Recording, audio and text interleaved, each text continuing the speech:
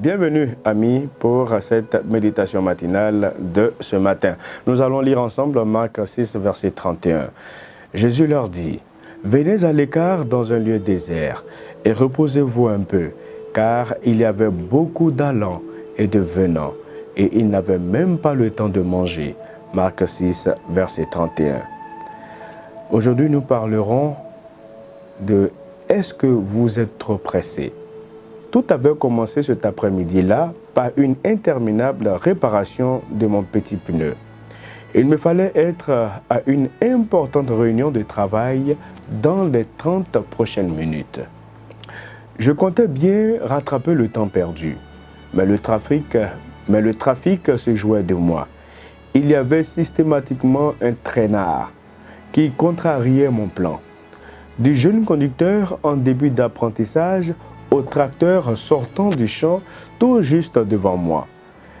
Puis des touristes égarés cherchant leur chemin à tâtons et ce camion trop chargé pour aller plus vite dans cette côte sinueuse.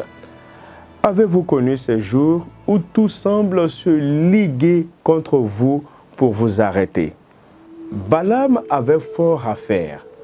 Il n'était pas question de traîner en chemin, mais sa monture contrariait son plan en l'arrêtant. Dans sa colère, il se mit à frapper l'ânesse avec un bâton, mais en vain. Au comble de son exaspération sans prêter garde, il se mit à quereller sa monture en lui expliquant son indignation. « Tu t'es moqué de moi. » L'ange de l'Éternel comptait bien l'arrêter avec son épée. Cependant, Balaam eut la vie sauve grâce à son âne, qui sut l'arrêter au bon moment. L'empressement nous distrait et nous empêche de voir clairement les choses que Dieu voudrait nous présenter.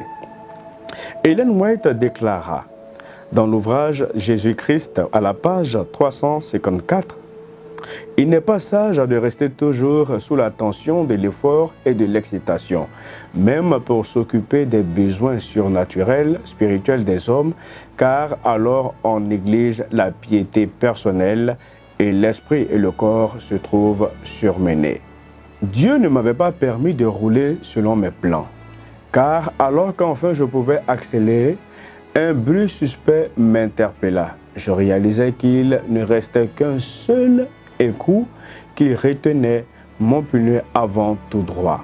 Tout au long des kilomètres que j'ai effectués, j'étais resté aveugle et sourd à la grâce de Dieu qui s'était manifestée envers moi en me ralentissant pour me préserver la vie. Où allez-vous si vite, cher ami? Il serait bon un jour de mettre en pratique le conseil de Jésus. Venez à l'écart dans un lieu désert et reposez-vous un peu. Amen.